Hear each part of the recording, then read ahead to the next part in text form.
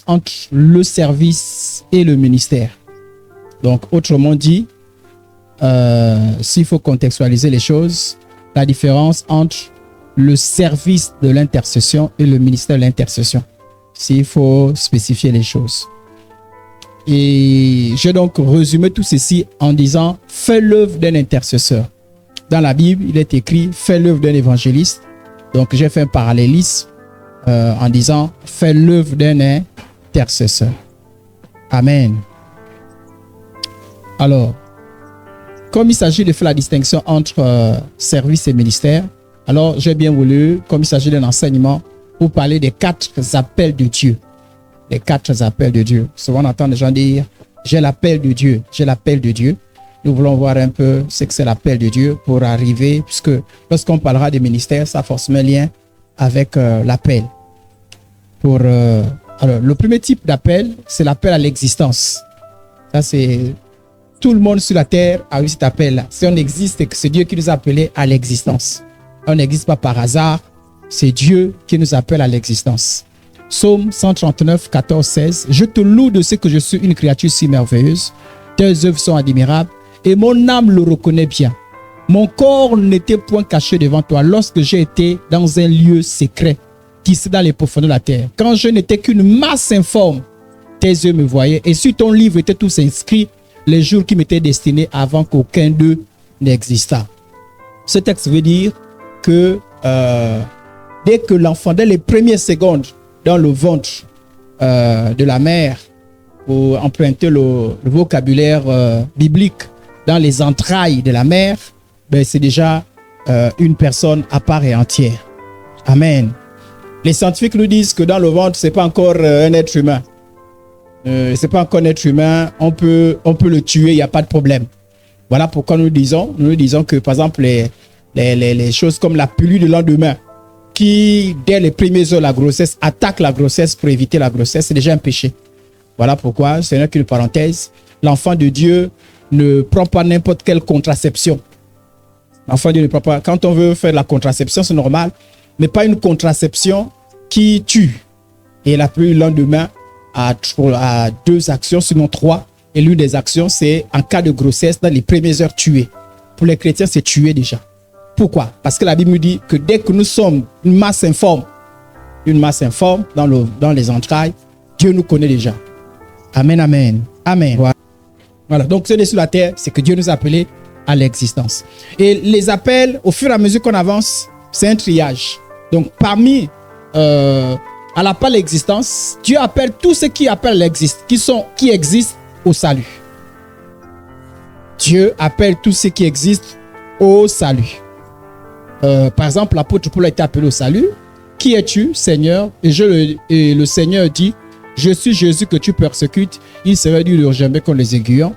J'aurais dû vous mettre aussi d'autres versets qui disent, suis-moi, etc. C'est Dieu qui appelle au salut. La Bible, Jésus disait d'ailleurs que nul ne peut venir à moi si le Père ne l'attire. Amen. Autrement dit, ne l'appelle. Donc, c'est Dieu qui appelle. Maintenant, à nous de répondre ou pas. Donc, il appelle au salut.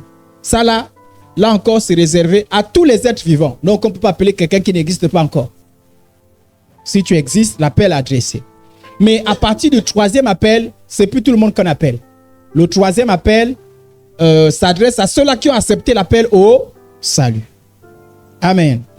Voilà, parce que là, l'homme exerce son libre arbitre. L'homme répond ou pas. Je dis oui au salut. Et à partir de là, l'appel au ministère. L'appel au ministère ne s'adresse pas à ceux qui n'ont pas le salut. L'appel au ministère s'adresse à ceux-là qui ont accepté l'appel au salut. Tout ceci pour dire qu'en réalité, voilà pourquoi j'ai ramené au texte. Je pense qu'il y a eu une erreur sur le verset là-bas. Il y avait des versets un peu plus spécifiques, mais dans les 2 versets, il y a l'appel au salut et il y a l'appel au ministère. Et ce que j'apprécie chez l'apôtre Paul, c'est que c'est comme intuitif. Qui es-tu? Je suis Jésus que tu persécutes. Et intuitivement, il dit, que veux-tu que je fasse? Comme si quelqu'un avait enseigné qu'en fait, une fois que tu as accepté Jésus, ben, tu dois pouvoir faire quelque chose pour Jésus. Donc, c'est l'appel au ministère. Que veux-tu que je fasse? Il y a quelque chose qui se passe. Donc, en réalité, tous les chrétiens ont un ministère. Personne ne peut dire qu'il n'a pas de ministère. Chacun de nous a un ministère. Maintenant, est-ce que tout le monde rentre dans le ministère? Ce n'est pas évident. Tout le monde ne rentre pas dans le ministère. Donc, mais tout le monde a un ministère. Et le ministère, on va le voir, c'est différent du service qu'on peut rendre. On peut rendre des services dans l'église, mais ne pas faire ministère. Et je vous poserai la question tout au long de cet enseignement. Quel est votre ministère? Est-ce que vous faites votre ministère? Ou bien vous êtes dans le service? Ou bien votre présence est là à l'intercession? C'est un service ou c'est un ministère? Et vous allez y répondre. Bon, dans tous les cas particuliers, un peu comme on est là, c'est un ministère particulier. Donc, parmi les appelés au ministère, chez les autres, on dit les ministres. Bon, souvent les gens dans d'autres milieux, on dit, ah, faut pas abuser avec ça parce que c'est les gens autres là-bas, vous avez les ministres là-bas. Là, c'est quelle concurrence? Mais sinon, ministère, c'est ministre. Donc, c'est parmi les ministres qu'on appelle certains ministres dans la vie de tous les jours. On va dire ministre d'État. Ou en tout cas, on va trouver quelque chose pour dire que bon, ça c'est genre de ministère un peu particulier. Donc, ça c'est un ministère particulier. Et tout le monde n'a pas accès au ministère particulier. Amen. Mais on peut être appelé à un ministère particulier, mais sans y répondre. On va voir tout à l'heure les principes. Donc, voilà les 4 appels que j'ai. Et par exemple, vous allez voir, Éphésiens chapitre 4, le verset 11. Et il a donné les uns comme apôtres, les autres comme prophètes, les autres comme évangélistes, les autres comme pasteurs et docteurs. Dans les ministères particuliers, on peut encore ajouter la liste. Pas encore ajouter un tout petit peu. On peut ajouter. Bon, il y en a d'autres qui s'arrêtent là, qui disent, bon, il n'y a que les 5 ministères là qu'il faut considérer comme vraiment les ministères particuliers. Il y en a d'autres. Moi, je suis de ceux qui pensent qu'il y en a d'autres. On va voir les caractéristiques d'un ministère. Mais je pense qu'il y en a d'autres qu'on peut encore ajouter à cette liste qui se trouve dans la Bible. Qui ne sont pas forcément cités dans ce texte-là, mais qui se trouvent dans nos textes de la Bible. Amen. Ok. Alors, on a déjà vu les 4 types d'appels. Nous passons au principe concernant ces appels-là. Alors, premier principe, c'est que tous ces appels-là, en réalité, ces appels-là sont adressés depuis notre ventre. Et ce qui est curieux. C'est-à-dire, si par exemple, si vous voyez, par exemple, je suis apôtre, en fait, je n'ai pas été apôtre à un moment donné. En fait, Dieu m'a appelé à être apôtre depuis le ventre de ma mère. En fait, en réalité, Dieu a appelé des gens. Et ce qui fait que il y a même des païens, en fait, que je ne sais pas si vous avez suivi avec moi la vidéo du jeune homme qui faisait les raps. Hein, on avait suivi, on peut jeter ça quand qui faisait le rap. Il disait quand il est allé auprès de Jésus et il s'est rendu compte qu'en fait, lui, il était destiné à être prédicateur. Oh, il était resté longtemps le rap, dans des choses un peu bizarres. Béni soit le Seigneur avec la visitation qu'il a eue. J'ai l'impression qu'il a fini par être prédicateur. Mais il ne savait pas pendant qu'il traînait. Et moi, je vais souvent raconter ça. Que moi, je connais un collègue, j'ai une vision, il était pasteur. Et je suis convaincu qu'il est pasteur. Mais il n'est même pas encore converti. Et je l'embête tout le temps avec cette histoire. J'ai dit, mais toi, tu es pasteur. Et j'ai même vu là où tu dois être pasteur. J'ai vu que c'était vers... en vision, j'ai vu l'église dans laquelle il était pasteur. Et moi, j'ai cru que ça venait de Dieu. Et je l'embête tout le temps là-dessus. Je sais. Je l'ai dit un jour que le jour que tu mourras, si tu n'acceptes pas Jésus, Jésus te dira, non seulement tu as perdu le salut, mais tu es passé à côté d'un ministère. Amen, amen. Pendant que l'apôtre Paul persécutait les gens, tuait même les premiers croyants. Lui, Dieu l'avait déjà pris depuis le ventre, destiné à être un apôtre. En fait, à la conversion, on prend conscience de ce à quoi Dieu nous avait destiné. Amen, amen. Mais sinon, c'est depuis le ventre. Mais il y a des gens qui passent à côté. Et ce que nous allons voir, nous voyons d'abord que c'est depuis le ventre. Galates chapitre 1, le verset 15. Mais lorsqu'il plut à celui qui m'avait mis à part, dès le sein de ma... Il y a des gens qu'on avorte. Il y a des gens qu'on avorte qui étaient certainement destinés à quelque chose dans le sein de ma mère et qui m'a appelé par sa grâce. C'est la grâce de Dieu. Il n'y a pas, dans les appels de Dieu, il n'y a pas je suis le plus fort. Non, c'est la grâce de Dieu. Voilà pourquoi Jésus a dit à certaines personnes, vous pensez que ceux qui m'avaient choisi, c'est moi qui vous ai choisi. Voilà.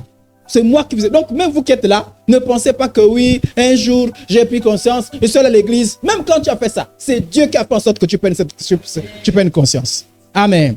Voilà pourquoi il faut toujours être reconnaissant à Dieu. Ah, Dieu, vraiment. Même si tu dis non, moi, on ne m'a pas évangélisé. Moi-même, je me suis levé un matin, comme je vous disais hier, j'ai pleuré. Tout cela, c'était le plan de Dieu. C'est la grâce de Dieu. Amen. Ok, donc c'est depuis le ventre. Jérémie aussi l'atteste. Avant que je t'eusse formé dans le ventre de ta mère, je te connaissais déjà. Dieu nous connaît avant que nous rentrions dans le ventre de nos mamans. Et avant que tu fusses sorti du sein, je t'avais déjà consacré. Avant. Ce n'est pas pendant que j'étais sur la terre. Avant. Et je t'avais établi prophète des... Donc, il a été établi avant même qu'il ne paraisse. C'est à cause de ça, quand on a les enfants là, il faut faire attention. Parce que Dieu a un plan. Amen. Voilà. Et l'autre principe dans ces 4 appels, c'est que le choix, c'est la souveraineté de Dieu. Voilà pourquoi il ne faut jamais avoir une jalousie, oui, pourquoi il est prophète, pourquoi il est pasteur, pourquoi il est ceci. En fait, parce que ce n'est pas... C'est un choix, c'est Dieu qui a choisi. Depuis le ventre, quelqu'un, est-ce que le ventre, quelqu'un, on a vu quelqu'un marcher la sainteté, on a vu quelqu'un être trop fort, qui priait beaucoup, qui jeûnait beaucoup. C'est le choix de Dieu et c'est souverain. Amen, amen. C'est la même chose pour les dons. Moi, je peux prier pour dire, bon, quand même, je suis l'apôtre. S'il y a quelqu'un qui doit avoir le don de miracle, ici, là, c'est l'apôtre. Et puis, c'est la jeune fille Ortiz qui a le don de miracle. Donc, si le pasteur n'a pas la révélation, il va dire, Seigneur, ça c'est que l'histoire. Quand même, comment la petite que moi je suis en train de former là, elle a le don de miracle, moi je n'ai pas le don de miracle. Les dons, les ministères, c'est une affaire de grâce. Voilà, quand tu as compris ça, contente-toi la grâce que tu as reçue. Il ne faut pas être dans la jalousie, ça veut dire que tu es ignorant et tu vas te faire du mal. Rends la grâce que tu as reçue. Amen. Et jouis de la grâce, parce que toutes ces grâces-là, c'est pour l'édification du corps de Christ. Donc voilà pourquoi il ne faut jamais faire la bagarre dessus. Quiconque fait la bagarre n'a rien compris. Et vraiment, par la grâce de Dieu, je me suis toujours refusé de rester dans les concurrences, je me suis toujours refusé dessus. Jamais et je refuse là-dessus. Peut-être par inconscient, j'ai fait, mais en fait, mon âme, mon esprit, je refuse de jalouser quelqu'un, ou bien non, tout ça, je refuse. Parce que dès que j'ai compris ça, je me suis dit, plus jamais ces choses-là. Amen, amen. Et Jésus a dit, l'homme ne peut recevoir que ce qui a été donné du ciel. Si rien t'a été donné, tu ne peux pas recevoir. Amen, amen. Voilà. Donc, en même temps, c'est une sensibilisation. Hein. Si vous voyez Dieu élève quelqu'un, dites pas, oh, comment? Ici, là, on connaît l'apôtre. Mais comment Dieu peut élever quelqu'un en pas là? C'est Dieu qui choisit, c'est Dieu qui élève. Réjouissez-vous. Et même l'apôtre doit se réjouir. Ah, Seigneur, je te loue de ce que tu as élevé telle personne. Amen. Ok. Donc, c'est une affaire. D'ailleurs, c'est même là. Hein. Jean 3, 27. Jean répondit, un homme ne peut recevoir que ce qui a été donné du ciel. Si le ciel a donné, qui suis-je pour m'opposer? Le ciel a donné. Donc, c'est le choix souverain de Dieu. Ok. L'autre principe, et ça, j'ai appris ça avec... c'est au fur et à mesure que j'ai appris ça. Et c'est bizarre, hein? Dieu ne se répand pas de l'appel qu'il adresse. Car Dieu, c'est écrit en Romains chapitre 11, verset 29, car Dieu ne se repent pas de ses dons et de son appel. C'est comme, voilà pourquoi certaines personnes vont entrer dans l'appel très tard. Il y en a certains qui vont entrer très tôt. Je bénis le Seigneur pour le pasteur Gesnel. À peine il s'est converti. Nous autres, là, ça fait longtemps que je suis. Donc, quand on est dans le ministère un peu plus tard. Mais lui, même pas quelques ans. Il est dans le ministère déjà, il a commencé le ministère. Et c'est dans le ministère qu'on la cadre. Vous voyez? Oh, nous autres, on a vieilli d'abord. On a eu les cheveux blancs spirituels, permettez l'expression. C'est qu'on a dit, on a la foi. Avant de dire, finalement Dieu nous a appelés. Depuis longtemps, tu faisais quoi? Tu faisais quoi depuis longtemps? Donc, il y a des gens qui rentrent comme ça. Et des gens qui parfois qui se rendent compte que Dieu les a appelés, mais ils n'ont plus de force, ils n'ont plus d'énergie. Voilà. C'est comme je vous dis, je prie pour lui. Si un jour il s'est converti un jour, peut-être qu'il se rend compte qu'en fait, il ne peut même plus exercer le ministère qu'il avait. Il y en a certains même qui sont au ciel qui ont dit, mais au fait, tu sais que tu t'es appelé à tel ministère. Oh! Mais tu ne l'as jamais exercé. Pour ceux qui sont sauvés, d'autres, ils auront en enfer avec simplement, voilà, s'il était destiné à être un évangéliste, mais il n'a l'a pas été. Et il n'a même pas été sauvé. Donc voilà pourquoi vous allez voir qu'il y a des gens qui, par exemple, certaines personnes, qui à un moment donné ont commencé avec le Seigneur, qui sont repartis avec des dons. Voilà pourquoi c'est cette histoire que vous voyez quelqu'un, mais le don de miracle. Certains, d'autres font la magie. Mais d'autres, c'était vraiment des vrais appels de Dieu, mais qui ont été déchus. Mais Dieu n'a pas retiré les dons là. Donc, dans son péché, voilà pourquoi en fait, dans les conseils, on dit que attention au don. Le don ne te garantit pas la communion avec Dieu. Tu peux faire les miracles, les prodiges, prophétiser, mais après te retrouver en enfer. C'est possible. Jésus a dit, certains diront, j'ai fait des miracles, j'ai fait des prodiges. Et Dieu leur dira, je ne vous connais pas. L'apôtre Paul a dit, ah, je sais le Seigneur avec tremblement. De peur qu'avant de prêcher aux autres, je me retrouve en enfer. Donc, avoir les dons, manifester une grâce, ce n'est pas la preuve qu'on a en communion avec Dieu. Les dons, c'est les dons. Parce que les dons ne dépendent pas de nous. Voilà pourquoi vous allez voir certaines personnes, ne soyez pas étonnés. Et moi, au départ, ça me faisait mal à la tête. Et je dis, mais comment lui là, mais vraiment, je sens qu'il est hors des choses de Dieu. Mais on a l'impression que Dieu agit toujours avec lui. C'est parce que vous connaissez l'histoire du jeune prophète et du vieux prophète. Le jeune était déjà rejeté, mais le vieux était déjà rejeté, mais il a quand même prophétisé dans son rejet. Il a piégé même l'autre. À cause de lui-même, le jeune a été tué. Mais c'est par lui-même que Dieu a dit au jeune là que toi tu as désobéi, tu seras même sanctionné. Et pourtant, c'est lui qui était à l'origine de ces choses-là. Mais vous voyez les dons exercés encore, parce que ce n'était qu'un canal. Donc, il faut faire la distinction entre être un canal de Dieu et être dans la communion avec Dieu. Travailler dans la communion avec Dieu, c'est le plus important. Voilà pourquoi on dit souvent que le fruit de l'esprit, la communion avec Dieu est plus importante. Et toutes ces choses sont plus importantes que les dons spirituels. Amen. Voilà. Mais ça ne veut pas dire maintenant qu'on néglige les dons. Mais c'est pas, les dons ne sont pas au-delà, ne dépassent pas la communion. Amen, amen. Ok. Alors, donc, Dieu ne se repent pas de ces dons de son appel. C'est les gens qui refusent. Et c'est justement le principe qu'on va voir. L'homme peut rejeter l'appel de Dieu. De la même manière que les gens disent non, je ne veux pas être sauvé. Ils rejettent. Dieu ne force personne parce que s'il y a quelqu'un qui respecte le libre arbitre, c'est Dieu. Et voilà pourquoi, je voulais encore une parenthèse, je dis toujours aux gens que respectez aussi le libre arbitre aussi des gens. Et une fois, j'enseignais sur les deuils. J'ai dit, pendant qu'une personne est vivante, on se tracasse. Accepte Jésus. Même si c'est ton mari, c'est ta femme, c'est ton parent. Accepte Jésus. Accepte Jésus. S'il meurt comme ça, accepte Jésus. Dieu a dit, bon, j'ai donné des occasions, il ne s'est pas repenti, je respecte son libre arbitre. Toi aussi, le parent, respecte aussi le libre arbitre. Tu n'es pas plus grand que Dieu. D'autres, oh, moi, ce qui me fait mal, c'est qu'il est parti en enfer 1 an, 2 jours. Mais toi aussi. Toi, tu devais le forcer. Dieu s'est incliné devant son libre arbitre. Toi, tu es qui? Toi, tu penses que tu l'aimais plus que Dieu. Donc, voilà pourquoi c'est du vivant des gens qu'on force. Hein. On essaie, c'est qu'on est là, accepte Jésus, il fait ceci, il fait cela. Mais il y a des gens qui refusent l'appel de Dieu. Hein. Donc, il n'a pas voulu être sauvé. Moi, dans ma tête, c'est clair. J'ai prêché quelqu'un Jésus. Tu es mort comme ça, tu es mort comme ça. Mon frère, je fais quoi? Moi, j'ai prêché Jésus. Ce qui me ferait mal, c'est de n'avoir pas prêché Jésus. Mais je t'ai prêché Jésus. D'ailleurs, l'évangélisation, c'est quoi? C'est de veiller à ce que tout le monde comprenne correctement l'évangile et exerce leur choix librement. C'est tout. À chacun, on dit oui ou non. Et puis, de temps en temps, on dit, ah, mon frère, ma soeur, mon frère, ma soeur. On est là. Mais tu fermes les yeux. Parce que quand on ferme les yeux, on sait que c'est fini. Il n'y a plus de choix à faire. On respecte. Donc, toi qui te tortures pour quelqu'un qui est mort, parce que ça, les chrétiens. Oh, ce qui me fait encore mal au cœur, c'est ce qu'il est parti. Ne te casse pas la tête. Dès que c'est fermé, les yeux sont fermés, c'est fermé. Parce qu'au ciel, il n'y a plus les maris, les femmes, les oncles, les tantes, il n'y a plus de ça. Et ce qui est bien avec Dieu, c'est quand on va au ciel, il va nous soulager, il va nous enlever la mémoire. Ça veut dire qu'il n'y aura plus, tu peux pas te souvenir de. Mais ça, c'est que. Non, notre mémoire sera renouvelée. Parce que sinon, tu vas avoir les soucis que j'avais un enfant qui s'appelait tel. Au nom de Jésus, que nos enfants ne partent pas d'enfer. Mais j'avais tel qui s'appelait tel, qui est parti. Donc, on peut refuser l'appel au salut. Comme on peut refuser l'appel au ministère. On a des chrétiens comme ça, qui sont certainement sauvés. Il y a des chrétiens qui sont sauvés, mais qui sont réservés. Non, moi, Dieu, je ne le sers pas. Et ils sont comme ça. C'est-à-dire que vous vous dites, waouh, waouh, waouh. À beau prêcher. Faites quelque chose en l'église. Ils ont décidé. Ils sont imbibes d'eux-mêmes. Ils ne pensent qu'à eux-mêmes. Pour eux, ils vont venir faire quoi à l'église? Les gens qui sont à l'église, les super non qu'à organiser l'église, faire tout ce qui. Eux, ils ne servent même pas. Ça les touche. Non. À la limite, quand ils ont pitié de vous, vous avez besoin d'argent, tenez l'argent, mais ne m'embêtez pas dans vos histoires. Voilà, vous avez besoin. Moi, je mets choses à moi. Vraiment, aucun service pour Dieu. Ils ne comprennent rien du tout. Ils sont sauvés. Il y en a certains qui sont sauvés. Il y en a d'autres, c'est parce qu'ils ne sont même pas encore sauvés. Il y en a d'autres qui sont sauvés, mais qui ont refusé de servir le Seigneur.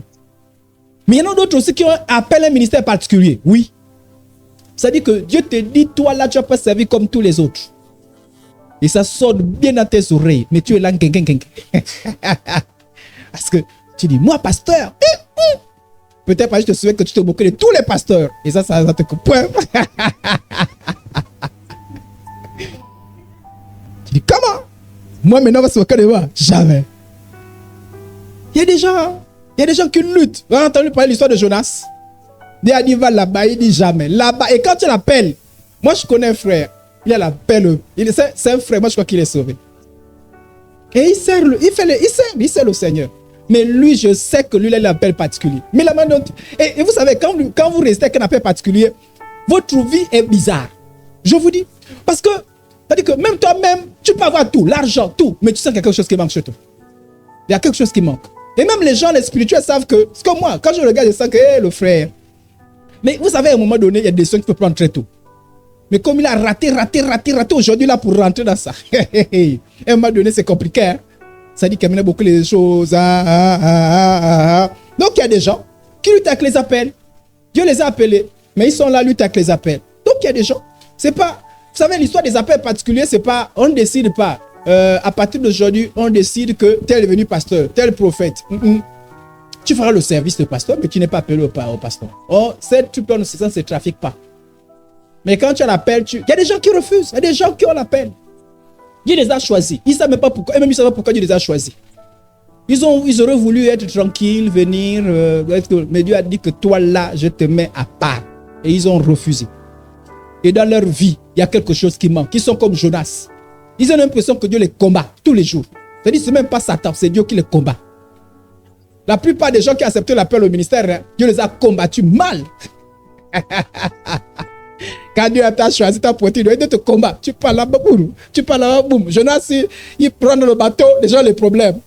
Les gens disent, ah, non, il y a quelqu'un qui nous cause des problèmes ici, là. Il reconnaît que, ah, c'est certainement moi. On l'a jeté. Il allait valer pour le poisson. En fait, Jonas était mort. Non, c'est pas qu'il était vivant. Quand on dit que non, c'est dans la mort, dans le séjour de mort qu'il parlait. Et c'est du séjour de mort. C'est dans le séjour de mort qui crie, oh, comme vous entendez que non, j'étais mort. Et c'est du séjour de mort qu'il a fait le miracle qu'il est ressorti. Même là encore, c'était compliqué pour lui. Donc, il y a des gens qui appellent au ministère et ils luttent. Ils luttent. L'appel au ministère, c'est toi-même. Tu dors, Dieu est là. Tu te réveilles, Dieu est là. Tu fais ceci, Dieu est là. Tu fais les plans, Dieu est là. Dieu est là. Donc, j'espère que parmi eux, il n'y a pas quelqu'un qui lutte avec Dieu. Ah, ce genre de prédication qu'on n'aime pas trop. Oh, pasteur, stop. Faut même pas essayer. Parce que quand il y a des gens, ça tombe, le cœur un peu disposé. Il y en a d'autres vraiment, ils n'ont jamais. En fait, ils sont comme Moïse. Ils disent, mais il y a Aaron qui est là. Pourquoi c'est. Il y a d'autres qui sont là. Pourquoi c'est moi? Dieu dit, il y a pas. C'est pas que. C'est moi qui ai choisi. Amen, amen. Je me souviens d'un homme de Dieu qui disait qu'il refusait l'appel. Un jour, je ne sais pas s'il marchait. Et puis il a senti qu'il devait mourir. Il a dit, oh Dieu, sauve-moi. Dieu a dit, pourquoi? Je te sauve pourquoi? Tu ne me sers à rien. Depuis que je te parle, sers, oh, sauve-moi. Je te sers, il a dit, ah, présent. Et depuis ce jour-là, il sert le Seigneur. Amen. Donc, il y a des gens qui ont un appel particulier. Il y a des gens comme ça qui luttent. Et parfois, comme nous avons les enfants, parfois Dieu pointe ton enfant. Mais toi, tu avais fait ton plan. Alors, dans la maison, on a besoin quand même d'un spécialiste, un ingénieur en informatique et tout ça là. Parfois, l'enfant lui est sensible. Hein? On dit non, non, pas de ça. Tu es sauvé, tu crains le Seigneur. Amen, amen. Tout l'heureux. Mais Dieu dit, annule-moi tous les plans. Et toi, tu vois l'argent que tu as investi. Tout l'argent, la bourse que j'ai donnée, Dieu dit, annule-moi tout ça là. J'ai choisi ton enfant. Et toi, tu combats ça que Dieu te combatte. Donc, il y a des moments, on lutte comme ça. Mais il y a des appels. C'est des appels qui arrivent. Donc, ce qui est sûr, plus on avance, il y aura toujours des appels. Des appels tout le temps. Donc, un jour, vous allez ça comprendre. Genre, mettez-moi à part pour l'œuvre à laquelle... Mais il y a des gens qui ont refusé. Il y a des gens qui refusent. Moi, je connais vraiment des aînés de la foi que Dieu a appelés. Ils servent le Seigneur, hein. Mais tu sens que c'était pas ça là. C'était pas. Quand vous le regardez, vous sentez que... Vous savez, le jour que j'ai dit, je sers le Seigneur de façon particulière, j'ai informé mes aînés de la foi. Tous m'ont dit, enfin. Je dis, enfin, comme il dit, non, voyez seulement que toi-même là. Il dit, il y a des gens qui voyaient, clair. Hein. Bon, je connaissais, mais je ne connaissais pas comment les choses devaient se faire. Mais tout le monde, et c'est bien avant l'approbation, justement qu'on l'appelle, Quand il y a l'appel, bon, je vais rapidement fermer la parenthèse parce que c'est pas ça plus. Mais quand il y a l'appel, il faut l'approbation. Mais il faut, c'est pour se rassurer aussi. Mais appel particulier, Dieu peut appeler. Amen. Ok. Donc quand il y a beaucoup d'appelés, mais peu de lui. Donc, il y a beaucoup d'appelés, mais peu de lui. Il y en a d'autres qui vont rejeter. Hein. Il y a des femmes qui ont bloqué les appels des maris. Voilà. Il y a des maris qui ont bloqué les appels des femmes. Bon, sœur en Christ, quand tu dis comme ça, amen là.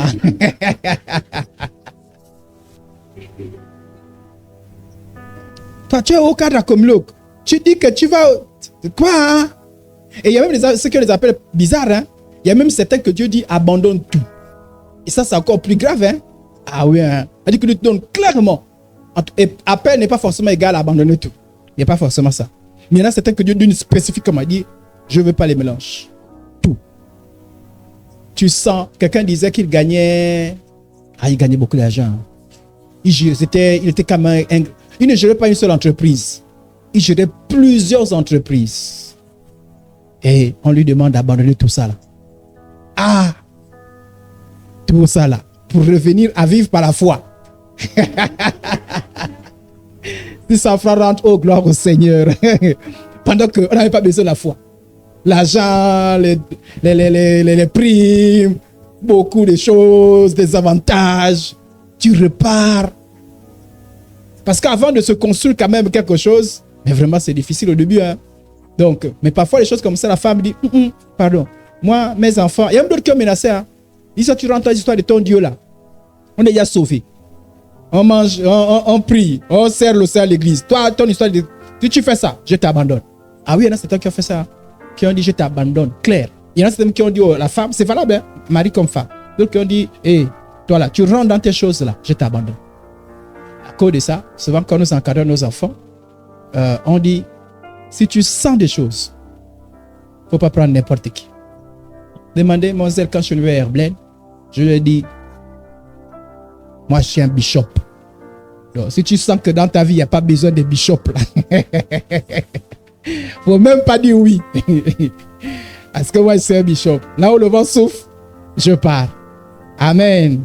Bon, elle a dit qu'elle était aussi bishop. J'ai dit, alors, on va bishoper. Mais pourquoi je faisais attention là-dessus? Parce que, on ne peut pas blaguer. Hein? Ah oui, il y en a certains. Hein? On va blaguer. Surtout pour nos enfants là. Si tu sens qu'il y a un enfant, si tu sens qu'il y a la paix dans la vie d'un enfant, commence à lui sensibiliser dessus. Ne prends pas n'importe qui va tuer ton ministère, qui va tuer ton appel. Prends quelqu'un qui est capable de te comprendre, avec qui tu vas avancer. Amen. Parce que toi, tu as encore la possibilité de choisir. Parfois, nous, les parents, on est avancés. Il y a des choses que... Mais nous, notre sagesse, on peut dire aux enfants. Donc, voilà pourquoi c'est tout ça là. Le suivi, c'est tout ça là. Il ne faut pas dire aux enfants, ah, il est bon, hein. Ah non, il est bon. Ah, il travaille. Oui, il travaille. Il est quand même sérieux. Oui, il est sérieux. Non, c'est bon, épouse. Pas comme ça. Vérifie tout ça là. On peut refuser même la demande en mariage si tu sens qu'il n'y a pas quelque chose. Moi, amen. Mais il n'y a pas que nos enfants, il y a aussi les gens dans l'église. Tu peux voir quelqu'un que, ah, je sens que demain il y a un appel pour telle personne. Mais vous l'encadrez déjà, vous lui sensibilisez. Ah, ma fille, toi là, il ne faut pas faire ça. Mon fils, toi là, pourquoi? Parce que vous sentez les choses venir. Amen. Voilà. Ok, on peut avancer? Donc, c'était les parenthèses. Chacun sera récompensé à la fidélité à l'appel. Seulement que chacun marche selon la part que le Seigneur lui a faite. Selon l'appel qu'il a reçu de Dieu, c'est ainsi que je leur donne dans toutes les églises. Ne cherche pas à faire les choses dans lesquelles Dieu ne t'a pas appelé. Tu vas te cogner la tête pour rien. Tu vas te cogner la tête pour rien. Vraiment pour rien. Reste là. Si tu sens, si tu trouves un domaine auquel Dieu t'a appelé, reste là. C'est là où ta bénédiction. Amen, amen. Ok. Celui qui plante et celui qui arrose sont égaux et chacun recevra sa récompense selon son propre travail. Ça peut dire que moi, je peux avoir un appel différent, mais je serai récompensé par rapport à mon appel. Je ne suis pas obligé d'avoir la même... Je ne suis pas appelé forcément à faire la même chose que l'autre. Mais si je sens que c'est là où Dieu m'a appelé, mais les gens font les choses en fonction de quoi? En fonction des considérations purement humaines. surtout pour nos ministères là, on dit oui, quand on prêche, on voit qu'il est pieds, nous, on l'a pris, quand elle chante, Moi, je vous ai dit, quand je me suis converti, l'un des ministères que j'ai converti, on m'a dit, choisis. J'étais encore trop charnel. J'ai regardé les intercesseurs et je voyais qu'ils pleurent beaucoup pour des choses qu'ils ne les concèdent même pas. Ils sont là, ils se mettent à genoux. Puis je dis, non, je n'ai pas là-bas. J'ai pensé évangélisation. J'ai dit, on va m'insulter pour rien. Les gens, ils n'ont qu'à en faire eux-mêmes. Moi, on va m'insulter, je n'aime pas. Et j'ai vu le piano. Ah, parce que j'ai joué au piano dès le départ. Hein. J'ai vu tête, j'ai dit, oh, c'est joli. J'étais au groupe Louange Alliance Chrétienne de Mwanda. Groupe Louange de l'église, hein. Même pas de jeunes. Groupe Louange, j'étais à l'intérieur. Je me souviens des premiers cantiques. Je me souviens encore des premiers cantiques. Je n'ai pas chanté ça. Vous ne connaissez pas ces cantiques-là. Je me souviens des premiers cantiques que moi j'ai appris. Alléluia. C'est lors d'une retraite spirituelle que Dieu... Je vous raconte une petite parenthèse. Une retraite spirituelle. Comme j'étais encore trop zélé, dès que je reçois quelque chose de la part du Seigneur, je donne vite. Piou, lors d'une retraite, le Seigneur me parle. Le Seigneur me dit, tous ceux qui sont là ne sont pas appelés à être chantres. Donc je me lève, je dis, le Seigneur me dit, lors d'une retraite spirituelle, on avait fait un jeûne en fait, c'était 3 jours. On avait fait 2 jours, on partait au 3e jour. Donc on était fatigué. Et puis retraite, et quand on priait là, vraiment l'onction descendait. Donc je me lève, je dis, le Seigneur me dit, il y a des gens qui sont appelés, qui sont ici, qui ne sont pas appelés chantres. Là, c'est des gens qui disent, oui, je crois que le Seigneur me parle. J'ai peur que... J'ai dit, trop fort. Le Seigneur m'a parlé, ouais. Donc je suis trop fort. Vous savez, quand vous avez l'impression que le Seigneur vous parle et que quelqu'un dit, oui, je crois que c'est moi, ça vous réconforte, hein. Que lorsqu'il y a le silence, quand le Seigneur dit, oh Seigneur, qu'est-ce qui m'a poussé même. J'ai dit, trop fort. On repart. J'entends une voix qui me dit, j'ai dit qu'il y a des gens qui sont ici, qui ne sont pas appelés. Dans mon cœur, je dis, mais j'ai vu dire ça. Il y a des gens qui ont dit qu'ils ne sont pas appelés et qui ne seront plus jamais, qui ne seront plus désormais au groupe Louange. Dieu me dit, toi aussi, tu n'es pas appelé ici. Je vous dis la vérité, comme je suis en train de vous parler comme ça. Puisqu'on priait puisqu'on avait toute la journée. Donc on prie pendant un temps, on se repose. On prie pendant un temps. Je vous dis qu'on est à prier. J'avais honte. J'ai dit, mon responsable, je peux parler, parle. Puis les gens se disaient, comme Dieu a parlé, il va encore parler au travers de lui. J'ai dit, en fait, tout à l'heure, j'ai dit que les gens qui ne sont pas appelés, on me regarde. Tu as dit ça, c'est comment? J'ai dit, en fait, je suis parmi les gens que Dieu n'a pas appelés ici. C'était mon dernier jour au groupe Louange. C'était mon dernier jour. Je sentais avec la honte. Et je suis parti de mes responsables prier pour moi. Je crois que j'ai un peu de maturité. Je peux déjà comprendre déjà là où Dieu m'a appelé. Au départ, c'était le choix et j'ai choisi charnellement. Et c'est comme ça qu'au fur et à mesure, j'ai retrouvé le chemin vers lequel Dieu m'a appelé. Amen. Donc, ceci pour dire que mieux rester là où Dieu t'a appelé. C'est là où est ta récompense. Amen. Mais dans notre cheminement, parfois on ne connaît pas encore. On va à gauche. C'est pas, même un moment de maturité. Le tout quand tu fais ça, c'est arrivé à la maturité. Il y en a certains qui ont du coup choisi, poum, ils sont restés là et Dieu a dit, c'est bon là. Il y en a d'autres, c'est des cheminements. C'est normal. Mais la maturité, c'est qu'à un moment donné, il faut que tu sois dans là où tu as le sentiment que c'est là que Dieu t'a déposé. Amen. Et si Dieu t'a déposé là, ne regarde plus, ne convoite pas le ministère de l'autre. Sois contemple le ministère de l'autre. Bénéficie du ministère de l'autre. Mais ne le convoite pas. Si tu vas dans un ministère par convoitise, tu ne seras pas récompensé.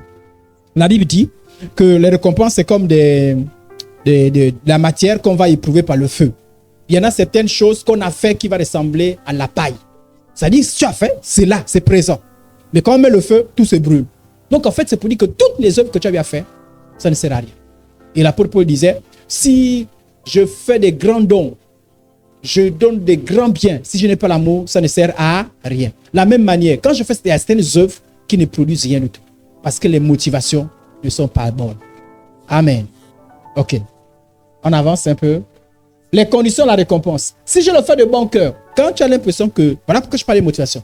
Si tu fais ton ministère de bon cœur, j'en ai la récompense. Si je le fais malgré moi, c'est une charge qui m'est confiée. Alors, là maintenant, on revient un tout petit peu à l'intercession. Si tu fais l'intercession parce que on dit, ici à l'église, il faut bien que quelqu'un fasse quelque chose. On dit, c'est une charge qui m'est confiée. C'est une tâche qu'on t'a donnée. Par respect pour le pasteur, par respect pour les responsables, tu le fais, mais tu ne le fais pas de bon cœur. Parfois, tu le fais en murmurant. Tu viens à l'intercession en disant, ah, cette histoire-là, quelqu'un est fatigué, vraiment, il faut encore prier. Mais qui a dit que, pourquoi Dieu a fait en sorte que c'est là où on prie que le pasteur se trouve? Parce que là, il voit clair qui vient et qui ne vient pas. Si c'était loin, il ne veut même pas savoir. Et tu viens, tu traînes les pieds. Ah, quand tu fais ça, la Bible dit, tu n'as pas de récompense. Ça peut être pesant, mais si tu le fais le bon cœur, tu as la récompense. Amen. Alors, nous voulons parler de la différence entre un ministère et un service. C'est quoi un ministère et un service? Un service, commençons par le service. Le service, c'est une tâche. Le service, bon, un mot a un sens dans un contexte. D'accord? Voilà. Il y a des contextes où le service ressemble à un ministère. Voilà. Mais je l'utilise dans un certain contexte. Le service est circonstanciel. C'est quelque chose que tu fais de façon ponctuelle. Je le fais et puis, enfin, j'ai rendu service. Et en tant que chrétien, il peut arriver dans des lieux où tu rends un service. Nous, quand on a commencé, nous tous, on était chantres. Je vous ai dit qu'on a commencé. Il faut respecter les pionniers. Hein. Il faut bénir les pionniers. Pionniers des milles, il faut les bénir. Quand on a commencé, on était 4. Le couple locaux, il n'était pas encore couple. Aujourd'hui, son couple, le couple Nzangi. Et puis, Kevin, que vous voyez, qui a les cheveux blancs spirituels dans Miv. Donc, c'est les premiers qui nous ont rejoints. Donc, il faut respecter Kevin pour ça. C'est des pionniers. Mais nous, on faisait tout. Donc, si vous voulez raconter une histoire, il est là, vous raconte l'histoire. On était en même temps, nous tous, on était chantres. On préparait les louanges avec Herben, avec les Moïse. On fait quoi? Donc, on faisait tout. Il y a des cultes où quelqu'un pouvait prendre officiant, chante, prédication. Une seule personne. Donc, tu es venu, tu as battu, ah, c'est quelle histoire de culte que... Amen. Donc, mais à un moment donné, on est dans les services. Quand on a commencé, j'étais le seul instrumentaliste ici. Je jouais à la guitare. Que des fausses notes, les bonnes notes, je jouais à la guitare. On était contents. On était ici là. Quand il n'y a pas la guitare, on dit, oh, mais pourquoi pas la guitare? Là, j'étais dans les services. Ce n'est pas mon appel. Amen, amen. Et quand la sœur Sifa est arrivée, on l'a dit, on te laisse juste quelques temps. Respire. Dès qu'on a eu la certitude que c'est appelé, on a dit, allez, prends ce qui est à toi. Amen. Donc vous voyez, c'est pour vous dire que il y a des choses qu'on fait parce qu'on rend. Et Dieu tient compte des services. Mais le service ne sera jamais le ministère. Je sais pas si on a compris. Moi, j'ai été déjà chanteur lors d'un culte. Je l'ai été déjà. Mais Dieu ne m'a pas appelé là-bas. Ça va, on a compris? Voilà. Donc, on peut faire quelque chose parce qu'on rend service. Et ne vous embêtez pas. Vous pouvez aller dans une église et vous sentez qu'il y a un besoin. Et pour le faire. De la même manière comme nous, on encadrait les enfants. Béni soit le Seigneur pour les sœurs qui ont pris ce... Mais on encadrait. Parfois, on faisait d'abord les enfants. On a fini avec les enfants. Cours. On vient ici. On vient prêcher. Donc, mais c'est les services. Mais dès qu'il y a des gens qui sont appelés, on se retire. On rentre dans notre appel. Je ne sais pas si on a compris. Donc, les services, ça peut arriver. Mais les services ne sera jamais le ministère. Le service, c'est le besoin qui est là. Et dans le besoin, c'est comme quand on est, par exemple, à l'école. Il peut manquer un professeur et puis on dit, est-ce que tu peux faire français? Oui, quand même, j'ai des bribes, j'ai quand même la base. Je fais français. Mais tu n'es pas professeur de français, tu es professeur de philo. Dès que le professeur de français arrive, tu te retires parce que tu es mieux à l'aise dans ton domaine. Je ne sais pas si on a compris. Mais tu as rendu service. Parfois, on te récompense même. On te dit, bon, on peut t'encourager. En plus de ce que tu fais, est-ce qu'on peut te donner même un petit 10 000 pour rendre un petit service? Ou bien parfois, tu dis, bon, écoutez, c'est pas grave, je peux faire ça. C'est nos élèves, c'est l'école dans l'établissement. Voilà. Mais dans tous les cas, ce n'est qu'un service. Et tout le monde sait que c'est un service. Même si tu le fais bien, ça ne restera toujours qu'un service. Donc, le service est ponctuel. C'est une tâche qu'on fait. Je suis venu, l'église a besoin des gens qui prient. Et puis, je suis venu, j'ai fait la prière. J'ai fait la prière. Mais ce n'est pas ça mon ministère. Et pas ça mon ministère. Voilà pourquoi toujours, peu importe, posez-vous la question, qui est votre ministère? Voilà pourquoi. Pourquoi? Parce que quelqu'un appelé au ministère. Ben, tu te retires. Le jour où quelqu'un viendra faire tout ce qui est technique ici, je ferai plus technique. Parce que, bon, mais comme c'est un besoin, c'est utile, on ne va pas laisser ça faire, on le fait. Mais dès qu'il y aura quelqu'un qui a donné là-dessus, comme quand l'ancien est arrivé, il a pris les instruments. Vous me voyez encore? Vous ne me voyez quasiment pas. Je commence à oublier même les notes. Mais attention, quand tu fais le service, quand il y a un besoin, dis-tu même l'onction. Hein? Ah oui, mais ma guitare a quand même aidé les gens. Hein? Kevin, c'était quand même bien, non? Oh! Le piano, quand même, c'était quand même bien, non? Ah, quand même. Donc, même si les spécialistes viennent, pensez quand même que le Félix quand même était quand même là. Hein? Mais ça a toujours été c'est toujours un service. Ce n'est pas ça mon ministère. Donc, il faut faire la différence. Le service, c'est pour un temps. Mais quelque chose peut commencer par un service et après devenir un ministère. Voilà pourquoi la maturité veut qu'à un moment donné, tu saches que ton ministère. Parce que là, c'est la maturité. À un moment donné, il faut qu'on sache. Nous, on fait le bruit à nos enfants, non? Toi, tu penses que putain, tu as fait quelle série? Parfois, c'est vrai, tu as envie de donner les conseils, mais tu veux que l'enfant sente ça au fond de lui. Ah bon, mais je vais faire tout. Tu ne peux pas tout faire. Il faut à un moment donné. Voilà. Bon, est-ce que c'est dans le technique? Est-ce que c'est dans la littérature? Est-ce que c'est dans le scientifique? Est-ce que c'est dans tout ce qui est professionnel? Je ne sais pas trop. Tu aides même l'enfant à réfléchir. Réfléchis un peu. Réfléchis. Pourquoi? Parce qu'on ne peut pas tout faire. Il y a un domaine qui est un peu plus professionnel. Le ministère est un peu plus professionnel. Le service est une tâche. Amen, amen. C'est seulement pour pallier un besoin, le service. Pour rendre service, comme le mot dit, comme le mot lui-même le dit.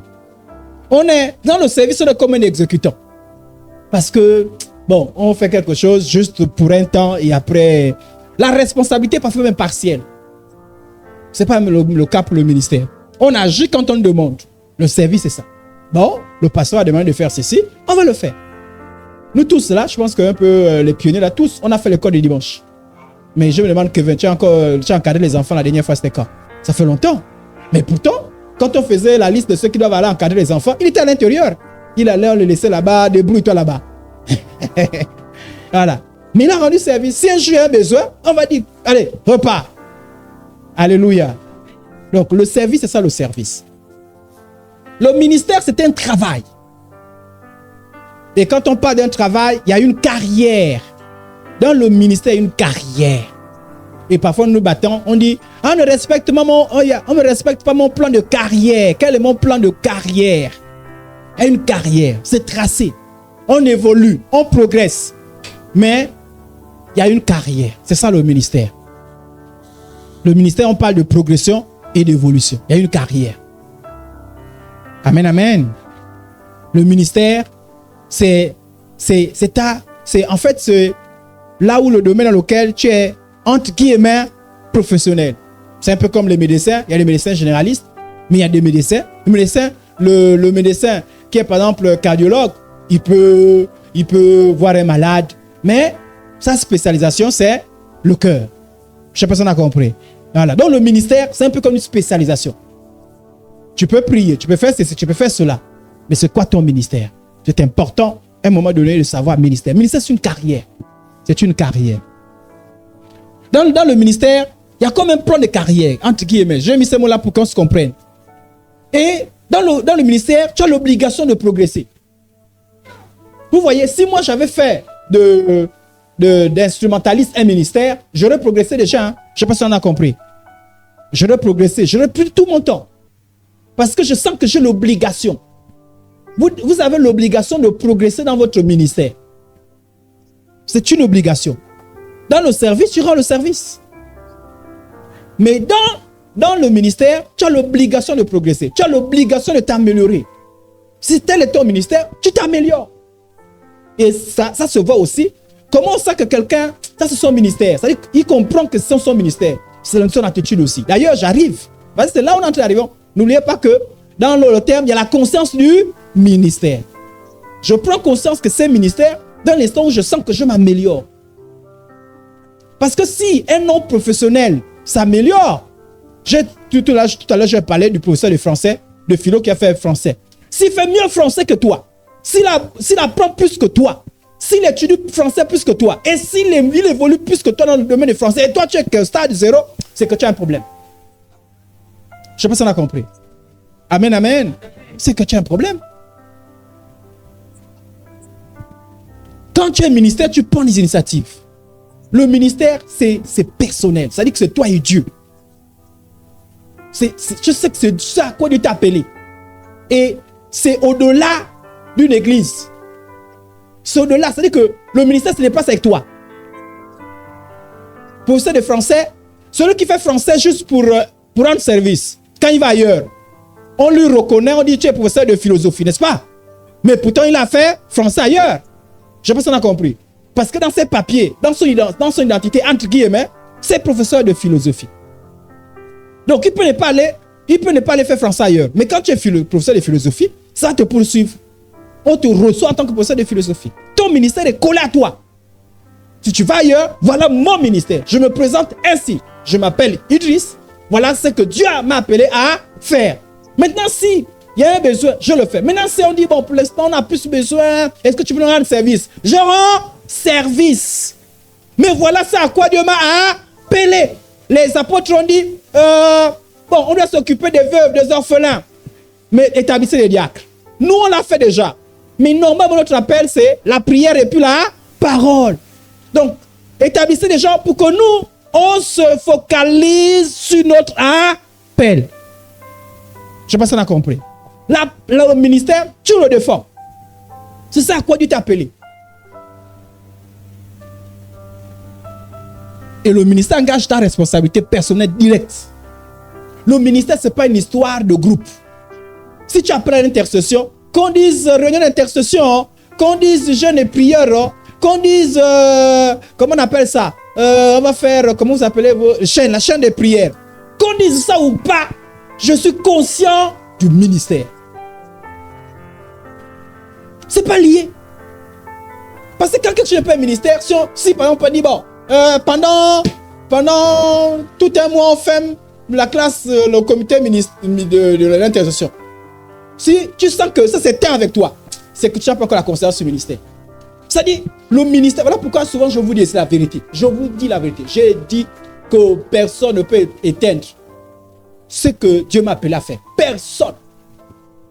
Parce que ce que Dieu m'a appelé à faire, il y a une dimension secrète, il y a une dimension publique. Donc, si vous me fermez les portes, je travaille la dimension secrète. Amen, amen. Et dès qu'il y a l'opportunité, ça se révèle. Vous ne pouvez pas. Une église ne peut pas tuer. Vous pouvez me dire, il dit, sors, vous allez voir. Il y a des choses, tu ne peux pas éteindre. C'est impossible. Mais si toi, on t'éteint facilement dans ton appel, c'est que toi, tu n'as pas la conscience. Soit tu as l'appel, mais tu n'as pas la conscience, soit tu n'es même pas appelé à l'intérieur. Parce que ça dit que tu n'es intercesseur ou intercesseuse que circonstanciellement. Ça dit que tu l'es, que si ça existe à l'église. Tu ne pries que si on est dans l'église de prier. Tu n'as la conscience, tu ne portes les fardeaux, entre guillemets, que lorsque on te les confie. Un intercesseur. C'est comme les chants. Ah, je fais le bruit à tout le monde. Ça, là, c'est quelque chose. Ayez le ministère. Moi, je suis passé dans les églises où les gens, vous les voyez en diacre. Vous voyez que les titres. Mais quand tu les vois, ils n'ont pas de ministère. Ils errent pas. Il faut que les services. Un jour, on les affecte. Bon, maintenant, tu vas t'occuper des enfants. Ils parlent. Bon, aujourd'hui, maintenant, tu vas t'occuper des chants. Tu as l'impression que le chic, on dit, à partir d'aujourd'hui, tu ne vas plus dans l'église. Il s'assoit. Mais c'est comme, non, moi, tu vas éteindre le ministère. Moi, tu vas éteindre ça comment? Tu vas éteindre ça comment? C'est-à-dire, le ministère, tout un ensemble de choses que Dieu t'a déposées là. Tu vas éteindre ça comment? Regardez par exemple, si vous estimez que moi je suis appelé à la parole, vous dites, je ne prêche pas, mon Dieu. Mais pendant ce temps, je fais des études bibliques. Tu vas éteindre ça comment? C'est-à-dire que pendant que tu ne prêches pas, oh Seigneur Jésus, je cherche du temps. Je me prends un bon repos et la manière je bouquine là. J'étudie Ézéchiel, et tout ça là, et tout ça là, et tout ça là. Tu ne peux pas éteindre. Tu fermes là-bas, j'écris les livres. Aujourd'hui avec les nouvelles technologies, tu fermes là-bas, je prêche sur Facebook. Tu vas dire quoi? Tu vas m'éteindre comment? Tu ne peux pas. Parce que c'est lié à moi. Il y a comme un, on va lire les textes, il y a comme un feu qui est là. Tu vas éteindre comment? Mais toi là, on t'éteint facilement. Fiou! Comment? Oh, il y a plein d'intercessions. Fiou! Fini. Bon, moi, bon, c'est pas moi, c'est pas. Bref. C'est quoi? Bon, je sais pas. Oh! Bon. À la fin, est-ce qu'il y a plus des gens qui sont dans le service? Le service, on te comprend. On dit, bon, écoutez, les frères et sœurs, l'église doit quand même avoir la prière. Et de temps en temps, venez quand même prier. Et puis tu es là, je priais. Bon. Bon, ils ont fermé le service là. Le service est fermé. Ok. Le service est fermé. Et puis, du coup, je me suis arrêté. Ok, on comprend que tu es dans la dimension du service. Maintenant, si tu es dans la dimension du service, c'est quoi ton ministère? Oh! Ah. Amen, amen. Entrez dans le ministère. Entrez dans le ministère. Quand tu es le ministère, tu prends l'initiative. Tu es voulu appeler le Seigneur. C'est-à-dire que tu as le sentiment que Dieu t'a appelé. C'est Dieu qui t'a... C'est lié à Dieu. C'est lié à Dieu. Quand les gens n'y croient pas, ils finiront par croire. Parce qu'ils vont voir les œuvres. Ils vont voir que tu as l'inspiration. Ça vient. Voilà pourquoi je dis, on ne peut... Je ne sais pas comment. Je ne sais pas qui va arrêter. Tant que je suis vivant, tu vas m'arrêter au ministère. Comment? Comment? Quelqu'un m'aide un peu pour dire comment on peut m'arrêter dans le ministère là. Je ne sais pas. Je me pose la question quoi. Le ministère n'est pas lié à une église, n'est pas lié à quelqu'un. Voilà pourquoi je dis que même vous dites qu'à partir d'aujourd'hui, tu ne prêches plus. Tu fermes la bouche. Qui vous a dit que le ministère est lié à la bouche? Vous fermez la bouche, les pensées remontent.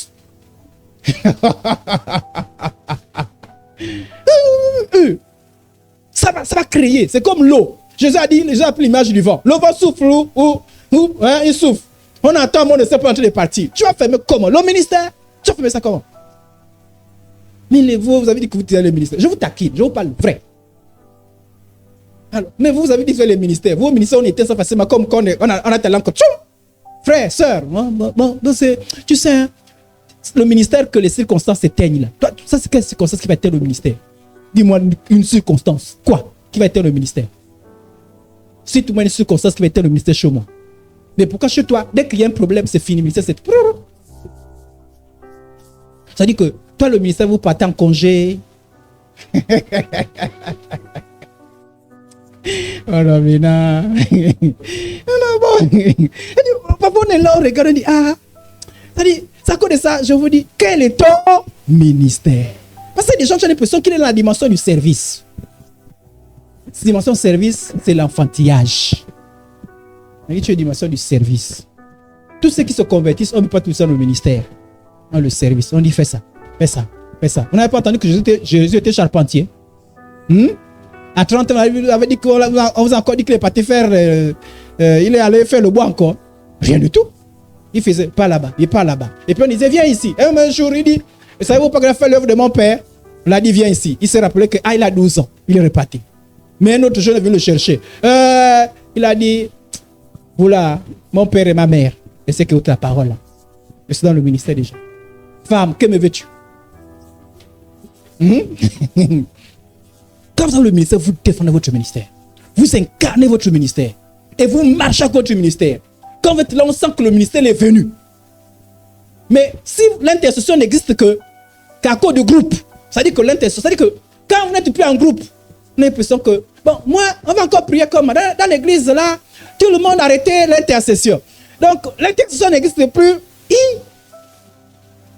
Je vous dis, si le m'a appelé à l'intercession, seul l'intercession va exister. Ça commence même par moi.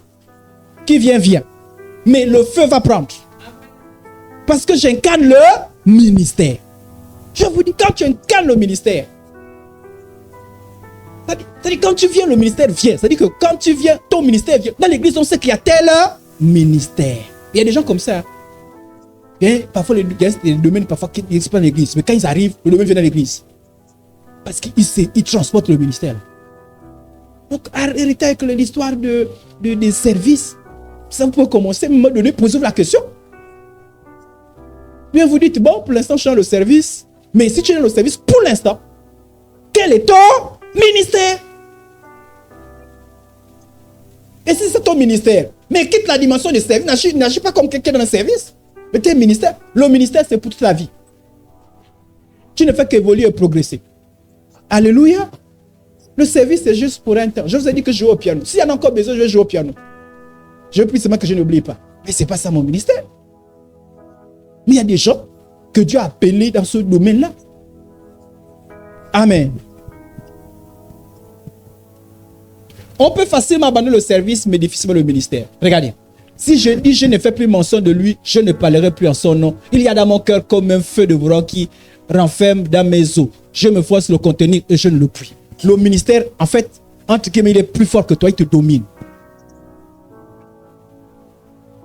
On ne peut pas. Il dit, j'essaye de contenir ça à quoi Dieu m'a appelé, mais je n'arrive pas.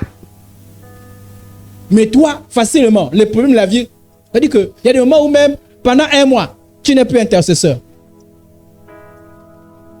Même pour être intercesseur, il faut qu'on t'exhorte, on t'appelle. Frères, sœurs, vous savez, l'église, là, il faut, le Seigneur nous a appelés, et puis tu es là. Bon, je vais quand même voir. Bon, je vais essayer de voir, mais sinon, tu sais, hein, j'ai beaucoup de problèmes. J'imagine les gens qui viennent me dire, bon, frère Iris, tu sais, le ministère, tu sais. Non, on peut me fortifier, mais pas me dire, bon, comme si jamais. C'est collé à moi. Tant que je suis vivant, tant que les forces sont là, le ministère ne mourra pas. Amen, amen. Bon, toi tu dis que tu es intercesseur.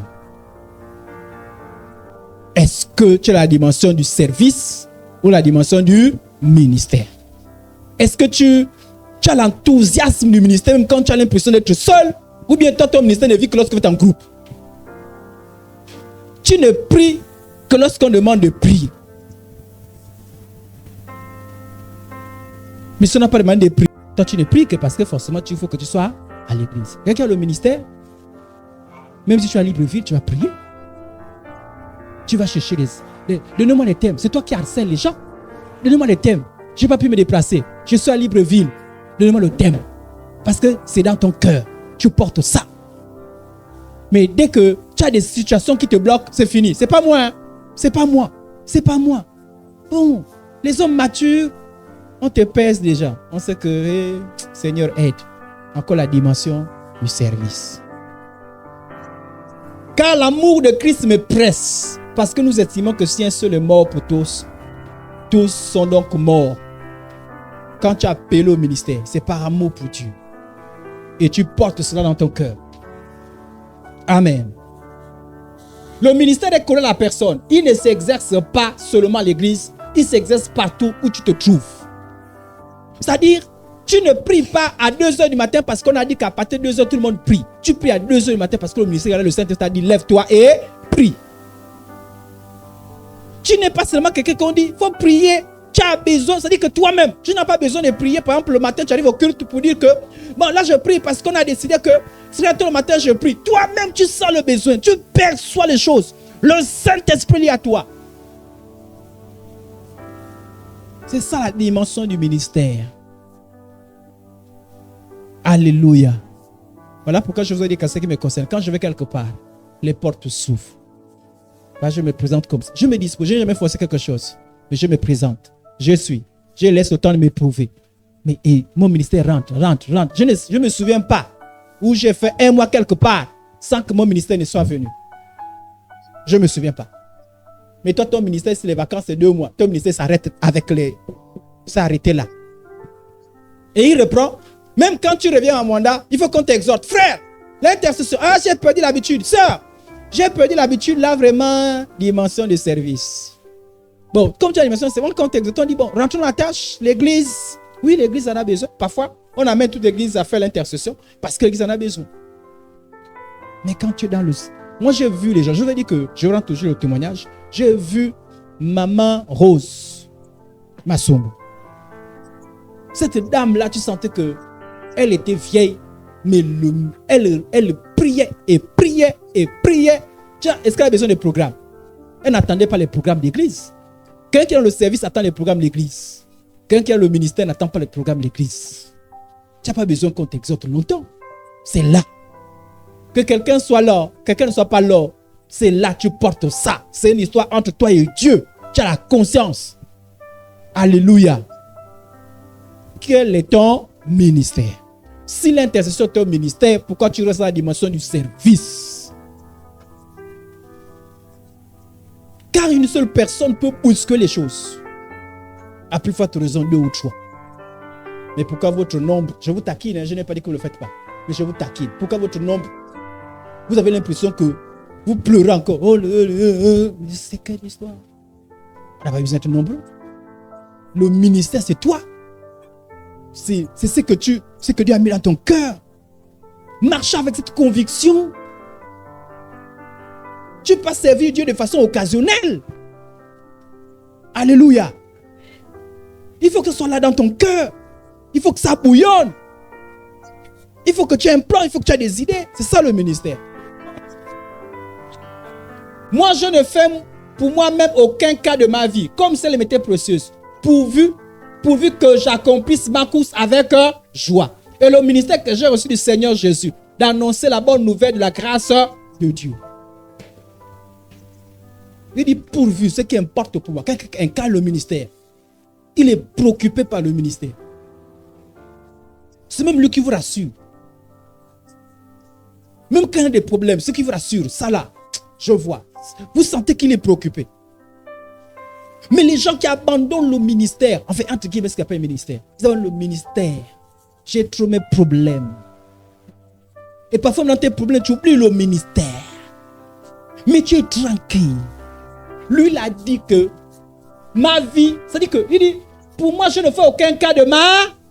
En fait, à un moment donné, quand vous avez le ministère devient plus important que votre vie.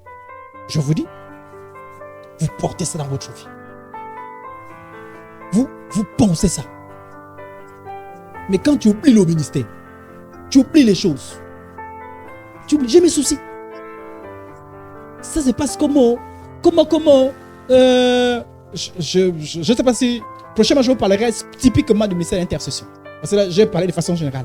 Mais je vais parler de l'intercession typiquement parler. On parle. Puis, à un moment donné, tu penses. Tu es là. À un moment donné, pour certains, à un moment donné, tu es tellement fiché. Tu perds même l'appétit. Bon, ça là, c'est des choses... mais tu portes le ministère. Mais toi, tu oublies. Certains même parfois sont contents d'être un peu loin du ministère. Oh, enfin, oh. Parfois d'autres, bloque le téléphone. Qui m'a appelé là? Bloqué. Parce que tu es dans le service. Tu es dans le service. Et dans le service, ça ne t'engage pas. Que ça marche, que ça ne marche pas. Tu as l'impression que tu n'as aucune responsabilité. Tu n'es venu que rendre un service. Je ne sais pas si on a compris. Si je prends quelqu'un pour venir ranger les chaises là, quand il s'en fout. S'il y a réunion par réunion, lui, on l'a pris seulement pour venir ranger les chaises.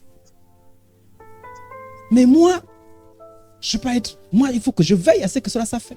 Parce que je me dis, est-ce qu'ils ont réussi à bien s'asseoir? Est-ce que je ne peux pas... lui, il vient... Je ne sais pas si vous allez confier une tâche à quelqu'un et vous sentez que lui, bon, il le fait avec beaucoup d'exigence, quoi. S'il l'a fait, il l'a fait. S'il ne le fait pas, il ne le fait pas. Mais vous-même, quand c'est quelque chose qui vous concerne, hein? Moi, je vois ceux qui demandent la construction. Parfois, tu pars, tu sens que les gens qui ont construit t'ont abandonné un sac de ciment, ils ont ouvert le sable. Tu te dis, mais mon Dieu! Mais pourquoi ils ont laissé? Ce n'est pas pour eux. Ceux qui dépensent l'argent, ce n'est pas pour eux. Ils sont venus lentement construire. Donc, ils savent qu'ils s'arrangeaient 20 000 francs pendant 3 jours. Donc, si 2 sacs se sont gaspillés là, eux, leur prière, c'est que tu vois pas les 2 sacs. Mais toi, ça te fait mal au cœur. S'ils ont pas respecté le plan, ça te fait mal au cœur. C'est ça la différence entre une tâche et un ministère. Un ministère, tu le portes. Et Dieu appelle les gens au ministère. Le service, c'est bien. Tu rentres, tu fais des choses. Mais au-delà, l'église, c'est une église des gens qui ont les ministères. Chacun a son ministère. Et on bénéficie du ministère des uns et des autres. Si chacun a son ministère, ça veut dire que tu peux dormir tranquille. Imagine quelqu'un, un ministère, il dit que mon ministère, c'est que je veillerai à ce que toujours les champs soient rangés. Mais le pasteur dort tranquille. Il n'a pas de problème pour les chaises. Je prends un exemple. Parce qu'il sait qu'il y a quelqu'un qui veille. Il y a quelqu'un. S'il a un gros problème, il va dire, s'il te plaît, est-ce que tu peux m'aider? Il fera tout. Parce que lui veille. Est-ce que tu veilles à ce que les choses spirituelles se passent correctement à l'église ou pas? Mais ce n'est qu'un service. Si tu peux, tu peux. Si tu ne peux pas, Dieu m'a appelé à l'église là-bas. Moi, je suis le pasteur. Et le pasteur a... Non, même dans le ministère, nous sommes. Le pasteur a son rôle et chacun a son rôle. Rentrons dans la dimension du ministère. Quand tu as la dimension du ministère, tu es productif. Alléluia. Alléluia. Un ministère, on s'investit et on investit. Quand tu as le ministère, tu t'investis. Tu t'investis. Tu t'investis. Tu t'investis. On ne te force pas. On n'a pas besoin de te forcer. Tu t'investis. C'est ton ministère. Je vous donne un petit secret. Hein. Dites-vous toujours, vous allez regarder, par exemple ici, je suis le premier responsable. Tout le monde peut, entre guillemets, je ne dis pas être comme ça, mais tout le monde peut oublier, sauf moi. Parce que je me sens, c'est comme quand vous êtes parent. En tant que parent, moi j'ai fait un jour à Mnana, j'ai demain un jour à Mnana et j'ai oublié de fermer les portes. Donc, quand je me réveille le lendemain matin, je remarque que je n'avais pas fermé les portes. Et je dormais seul. J'avais mon petit qui venait de temps à dormir. Enfin, il restait avec moi, mais comme lui, les week-ends, il rentrait parfois. Moi, les week-ends, je ne rentrais pas. C'était week-end, je ne rentrais pas. Et je me rends compte que j'ai... Et mon nana, ça c'était cadre. Hein. C'est un peu sinistre. Et j'ai dit, Seigneur, si quelqu'un rentrait là, j'étais... Et puis, depuis ce jour-là, je vous dis, j'ai un tic. Je peux vérifier 3 fois, 4 fois si une porte est fermée. Vous savez, quand vous avez un truc qui vous a marqué, ça commence à mon nana. Donc, à mon nana, parfois, je commence à me dire, même s'il y a un petit doute, je me réveille. Pourquoi je ne voulais pas que ça se répète? Et c'est un tic qui est là. Donc, parfois, chez une famille, ils sont comme ça. Là. Les autres peuvent aller dormir. Je dors. Mais quand tu sais que tu es le chef, c'est toi. Tu ne peux pas dormir comme tous les autres. Hein, Malaya? Le petit peut aller dormir, bon, lui, il n'a pas encore de responsabilité. Mais tu es là, tu veilles. Est-ce qu'on a bien débranché les choses? Est-ce qu'on a bien arrêté le feu? Est-ce que, pourquoi? Parce que tu es la personne responsable. Sentez-vous toujours comme ça. Sentez-vous toujours comme si c'était le pasteur. Ne dites pas, et peut-être qu'un jour Dieu va vous appeler. Un appel ministère. Vous savez, ce qu'on fait aujourd'hui là, on l'a fait avant qu'il y ait un appel particulier. Mais comportez-vous comme vous avez un appel particulier. C'est-à-dire que toute chose repose sur vous. Là, vous avez la conscience du ministère. Ne dites pas, quelle responsable l'intercession? Si elle n'est pas là, tu n'as pas fait ceci. Bon, telle soeur n'est pas arrivée, tel frère n'est pas arrivé. Si n'a pas fait ceci, s'entend toujours. Ils sont arrivés? Non, pas arrivés. Oui, je prie. Seigneur, je prie pour tout le monde. Je prie. Pendant un mois, ils ne sont pas arrivés. Ce n'est pas grave. Tant que je suis vivant, la prière ne s'arrêtera pas dans cette église. Alléluia. Et à cause de ton feu, ça prend les autres. Mais si tu continues, ça fait 2 fois que je parle, je suis seul là. Moi, je suis découragé aussi. Ministère, moi, je ne suis pas me décourager. Mais j'aime me décourager. C'est me décourager qui... Parce que j'ai ça. Et même si je n'étais pas responsable, premier, Dieu m'a formaté comme ça. Et je veux que vous soyez comme ça, même si vous n'êtes pas premier. Alléluia. L'esprit me presse au-dedans de... L'esprit me presse au-dedans de... L'esprit me presse au-delà de... Mais certains parfois, tu as l'impression, tu te demandes si l'esprit me les parle. Parce que tellement ils sont négligents là. Tellement c'est facile pour eux d'abandonner les choses. De négliger les choses. Tu as l'impression que... Est-ce que... Ça dit que tu as l'impression qu'il n'y a que ta voix qu'ils entendent. Mes frères, sœurs... Mais est-ce que l'esprit les parle? Est-ce que l'esprit te parle? Ou est le fruit de ce que le Saint-Esprit dit? C'est important de rechercher ça. Si je dis, je ne parlerai pas... il dit, je parlerai pour respirer à l'aise. Vous savez, en fait, arrêtez quand tu es au ministère, tant que tu ne le fais pas, tu n'es pas à l'aise. En fait, je me sens dit quelque chose. Moi et de moi, je me dis, depuis que j'ai commencé le ministère, je me dis, tu fais toujours comme. Là, je ne fais rien.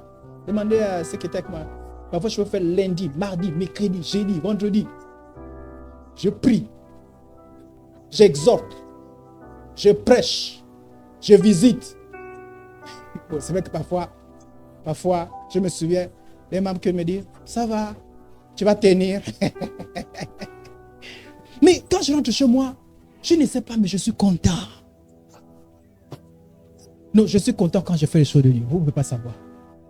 Toi, tu vois que non, j'ai un problème. Non. Et c'est là où j'ai compris que la Bible dit, le fardeau de Dieu est doux et léger. Quand tu comprends les choses de Dieu, tu vois la difficulté. Mais quand c'est de Dieu, quand tu fais, tu es à l'aise, tu es tranquille. C'est ça. Amen, amen. Si tu rends compte que tu forces trop, viens, on va parler un peu, on va prier un peu. Est-ce que tu es dans la dimension du ministère? Je vais bientôt terminer. Mon cœur brûle dans 2 mois. Vous voyez tout ça là? Je vais juste vous dire, ça là, c'est caractéristique du ministère. Mon cœur brûle dans 2 mois. Est-ce qu'il y a un feu qui brûle pour toi, pour l'intercession? Oh! Est-ce qu'il y a un feu qui brûle pour toi, pour l'intercession? Il y a un feu personnel. Ça, c'est pas un feu pour dire, et si l'intercession, il n'y a pas le feu, on est tous. Non, que le feu brûle, les autres brûlent, ne brûlent pas. Est-ce que dans ton cœur, le feu brûle? Dans ton cœur à toi. Eh bien, il brûle lundi, il s'arrête mardi. Il brûle mercredi, jeudi, c'est arrêté. J'ai mon beau-frère, quand on l'a limogé de communologue, lui, il est dans l'évangélisation. Bon, lui, son ministère, il est prophète. Mais un prophète qui est plus à la dimension de l'évangélisation. Il quittait de l'Oasis jusqu'à Léhima à pied pour aller faire le ministère. Il quittait de l'Oasis jusqu'à Konda à pied pour aller faire le ministère. Parfois, il n'avait pas à manger. Quand il est parti à Port-Gentil, il n'avait pas encore trouvé l'emploi. C'est même le ministère qui le nourrissait. Je vous dis, il dit qu'il allait de maison en maison, il évangélise. Parfois, on dit, les gens, pitié de lui, disent, tu as mangé, tu es un peu fatigué. Il dit, ah, là, la vérité, je n'ai pas encore l'emploi. On lui sort à manger. Il n'avait rien. On lui sort l'argent. Tiens, 10 000. C'est avec ça qu'il gère. Il marchait. J'ai vu, il marchait. Il bousculait. Il faisait tout. Bon, quand tu prends la dimension du ministère, tu es dans tes soucis. Je n'ai pas l'emploi. J'ai mal aux pieds. Bon, quand je parle mal des pieds, ce n'est pas en termes de maladie. Hein. C'est que, ah, moi, j'ai marché. Et puis, mais lui partait de maison en maison. Ce n'est pas un programme d'église. Lui n'avait pas de programme d'église. Et lui, il a un système. Quand il vient dans un endroit, d'ailleurs, le gros baf qu'on a là, celui qui nous a acheté, quand il vient dans un endroit, il vient avec son argent, il achète les choses, il organise l'évangélisation. Il est comme ça. Quand il vient, s'il vient ici, quand il vient ici, je vous dis la vérité, je peux dormir tranquille. Il va continuer à faire l'évangélisation. Tu vas rentrer. Il a l'onction, il va te faire attendre l'intérieur. Et si tu ne rentres pas, il va crier. Il nous a amené au début, il nous faisait crier là, non. Il partait, ça, j'arrive. Non, le baf là, on poussait ça. Il est arrivé, il a dit, ouf, il dit, voilà, le Seigneur m'a donné. Comme je sais que c'est quelqu'un du ministère, quand quelqu'un du ministère là, tu le laisses dans son onction. Je dis, je te suis. Il dit, alors, on est parti là-bas. Hein? Quand on est parti, je ne sais pas, tu nous voyais à l'époque. Il nous voyait. Tu ne venais pas encore trop ici. Hein? Voilà, c'était lui, ce monsieur qui parlait là. Il dit, alléluia, alléluia, alléluia. Nous, on est que là. Même le pasteur, j'étais que, le frère. Même sa propre femme, quand tu demandes sa propre femme, tu as compris le mari, dit, lui là, il a son ministère, j'ai mon ministère, pardon. Les choses, la honte là, lui, il n'a pas honte. Même en plein marché, vous, même en plein marché, il dépose le baf, il crie. Et il est prêt à investir. C'est-à-dire que je vous ai dit qu'il porte le ministère. Il n'a pas besoin de votre tracasserie. Quand il vient, lui, ça sort dans son esprit. Oh, les gens qui ne portent pas le ministère, c'est les gens qui disent, je suis évangéliste. Il n'y a pas d'autre évangéliste. C'est quoi le programme? Lui, il a besoin de programme. Il n'a pas besoin de programme. En moins de 1 mois, il a fait des programmes ici. Il a fait les Yima. Il a fait, lui seul, il est venu, il a acheté, il a sorti l'argent. On a même encore des trucs qui nous avaient, c'est encore là. Les gilets. Il nous a habillés tous en gilet. Je vous dis, il nous a habillés. Il nous avait besoin de quoi? Il dit, je sors l'argent. C'est le ministère. C'est ce qu'on appelle le ministère. Quand quelqu'un a le ministère, c'est-à-dire que vous sentez. C'est-à-dire que tu ne peux pas douter. Tu regardes, tu sens que le ministère est là. Rentrez dans le ministère. Brûlez pour Dieu. Alléluia. Ne soyez pas circonstanciels. Et puis vous ne savez pas là où Dieu va vous amener. Vous ne savez pas. Vous ne pouvez pas dire, maman, il ne dit pas, c'est pour vous les genoux. Tu ne sais pas. Je rends aujourd'hui là, témoignage heureux ma sauvé parce que moi je l'ai vu. Et c'est à cause de ça qu'on a donné, de donner le nom là en l'honneur de cette dame. Elle était vieille.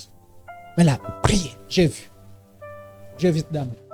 Est-ce qu'elle était parfaite? Je ne sais pas. Mais pour la prière, j'ai vu. Alléluia. Donc, il n'a pas dit, moi je suis épouse. Quelle épouse? Quelle épouse comme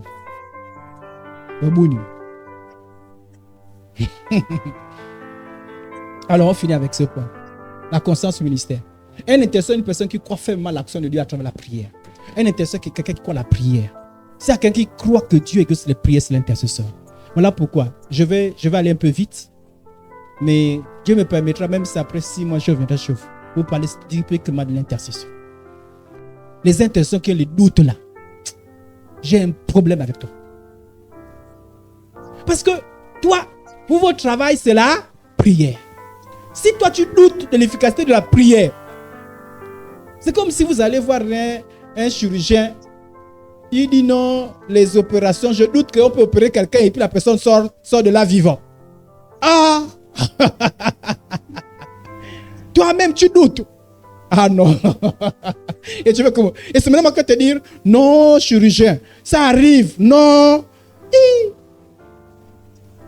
Donc, s'il y a des gens qui croient à la puissance de la prière, c'est les intercesseurs. Donc, moi, je ne vous regarde pas en tant que groupe. Quand groupe là, c'est groupe, c'est l'effet de groupe. Je vous regarde tous individuellement. Dans ta propre vie, est-ce que tu crois à la prière? Monsieur qui est toujours, on prie, mais, le Seigneur, Dieu là. C'est pas la présence des problèmes, non, c'est ta foi. Ta foi est comment? Alléluia. Les problèmes peuvent exister, mais ta foi. Mais quand tu écoutes, ça veut dire que la personne, quand tu écoutes, quand tu écoutes, il n'y a pas, ça veut dire quand tu écoutes, tu es découragé dans ta foi. Je vous ai dit qu'une fois, j'étais à l'hôpital général, j'ai prié pour des gens. J'avais la perfusion et c'est moi qui priais pour les gens. Ils me disent, mais toi, tu es comment? J'ai dit non, même malade, je crois que Dieu guérit. Amen, amen. J'ai la foi. Je ne sais pas pourquoi mon corps est malade, mais même malade, je crois que Dieu guérit. Tu peux m'enlever ça? Mais les intercesseurs, ça veut dire qu'il ne faut pas prier par essai. Moi, je vous... Il m'avait donné la permission. Tous les intercesseurs qui doutent là, on les enlève un à un. Sautez. Stage. Comme un intercesseur peut douter de la prière. C'est comme si moi je doutais de la parole de Dieu. Que la parole de Dieu, bon, parfois ça agit, parfois ça n'agit pas. Mais changer le pasteur. Est-ce que le pasteur est incrédule? Non, c'est la vérité. Un pasteur qui est incrédule comme ça, là, il faut le changer.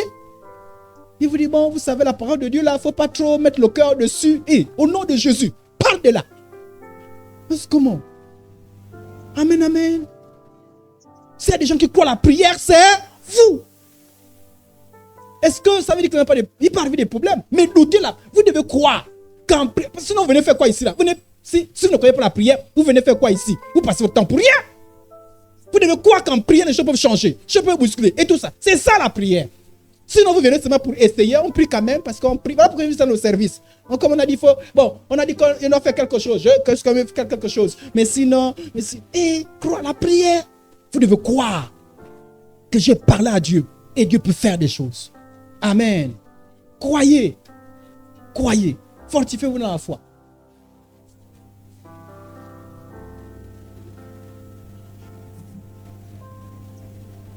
La Bible dit, regardez, on a dit, comme elle restait longtemps en prière devant l'Éternel, Élie observa sa bouche. Anne parlait dans son cœur et ne faisait que remuer les lèvres, mais on n'entendait point sa voix. Élie pensait qu'elle était ivre. Et voilà, elle a prié, jusqu'à ce que l'Éternel l'a exaucé. Et les textes que je vous ai dit que je reviendrai peut-être prochainement, qu'au du temps. On a dit, et Dieu ne fera-t-il pas juste à celui qui crie lui à lui, jour et nuit, et tardera-t-il à leur rendre les... Donc, c'est la persévérance. Le texte que j'ai cité là. On dit, sur tes murs, Jérusalem, j'ai placé des gardes. Ils ne se tairont ni jour, ni nuit. Pourquoi? Parce qu'ils croient que Dieu est celui qui agit. Amen. Ok. Regardez. Voilà. Ici, on parle de ceux qui enseignent, mais on peut remplacer par ceux qui prient. Là où on enseigne là, mettons prier. Hein? Voilà. Toi donc, qui prie pour les autres, tu ne crois pas. On va mettre dans le contexte. Hein? Tu ne crois pas. C'est-à-dire que tu n'as pas toi-même la foi. Toi qui soutiens dans la prière, qui dit que le Seigneur agit, tu ne crois pas. En fait, ici, j'ai voulu, parce que ici, on parlait de prédicateurs. Hein? On dit, tu enseignes les autres, tu ne t'enseignes pas toi-même. Tu dis ne pas dérober, toi-même tu dérobes. Finalement, ta parole, elle est puissante ou n'est pas puissante? La même manière pour la prière. C'est la même chose. Frères et sœurs en Christ, qu'est-ce que j'ai envie de dire? Pourquoi j'ai soulevé ce point? Ici, vous venez prier pourquoi? Les gens se convertissent. Tu dis les gens se convertissent, toi-même tu n'es pas converti. Tu as la foi. Hein? Oh! Seigneur, nous prions que nous soyons matures. Toi-même, la maturité est zéro. Tu pries pour les autres. Tu crois que les autres, ça va arriver dans la vie des autres là-bas? Parce que des choses qui dépendent de toi. Des choses qui ne dépendent pas de toi, c'est ça que tu t'entends à Dieu. Mais des choses qui dépendent de toi. Tu pries, c'est comme moi. Oh, sainteté. Moi-même, sainteté, zéro. Ça veut dire quoi? Que l'intercesseur a le devoir d'exemplarité. Tu ne peux pas demander la vie des autres, ce que toi-même tu es incapable de faire. Tu ne peux pas croire que quelqu'un est capable d'arrêter la cigarette si toi-même tu es dans la cigarette. Comment tu penses que ta prière va faire en sorte que l'autre arrête la cigarette? Toi-même, tu es incapable d'arrêter ta propre cigarette, la cigarette que toi tu prends. Sinon, c'est des prières en l'air. Arrêtez de faire les prières en l'air. Soyez conséquents avec ce que vous... C'est-à-dire qu'à un moment donné, voilà pourquoi je dis, rentre dans le ministère.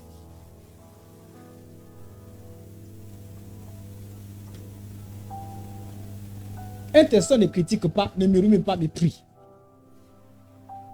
Pourquoi? Un intercesseur, c'est quelqu'un qui a la foi. Quelqu'un qui pêche, je crois que le Seigneur est capable de changer. Mais si toi, tu t'assois, vraiment l'église là, je ne pense pas qu'elle va évoluer un jour.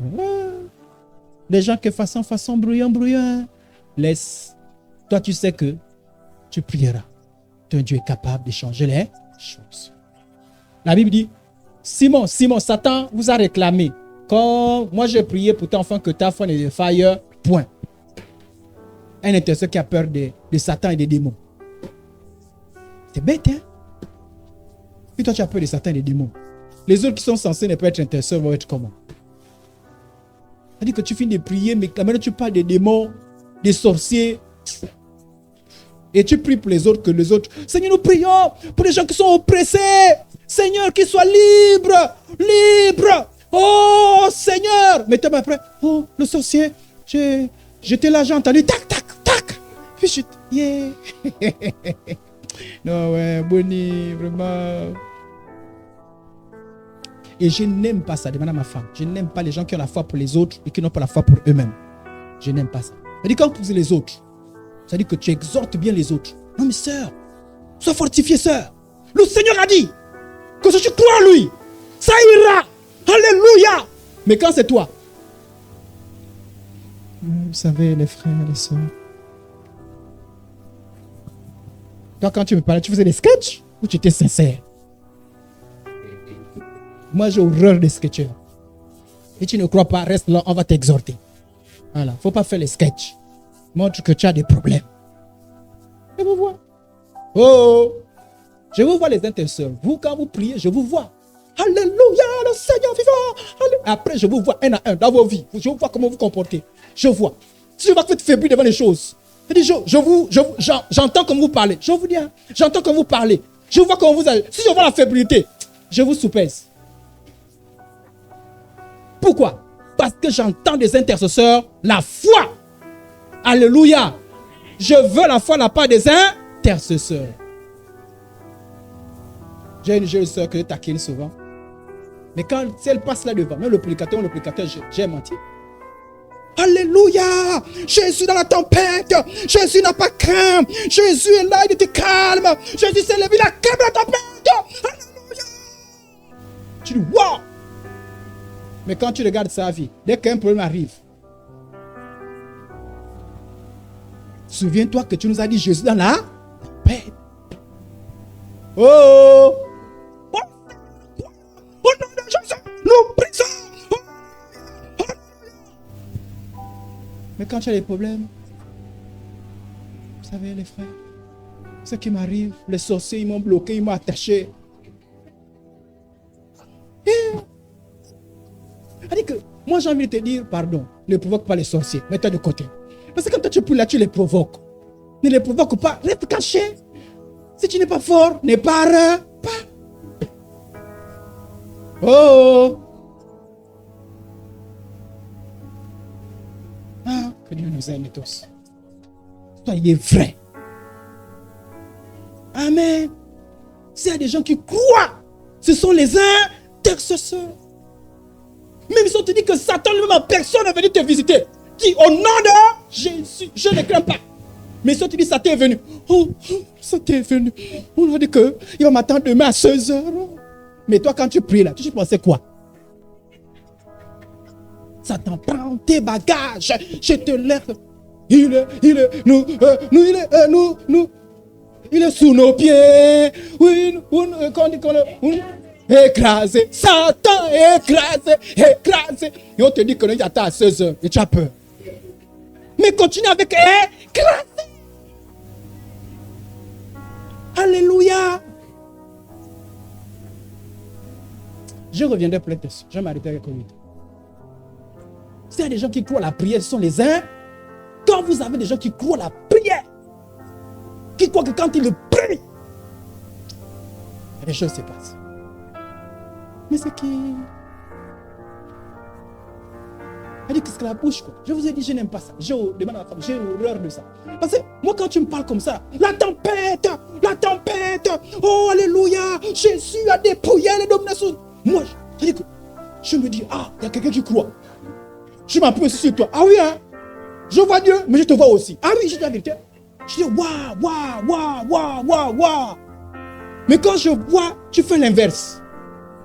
Ça entre nous, disons nous vrai. Si je dis, l'impudicité, on appelle l'impudicité, doit être filée à ta femme. N'est-ce pas que vous regardez sur le pasteur?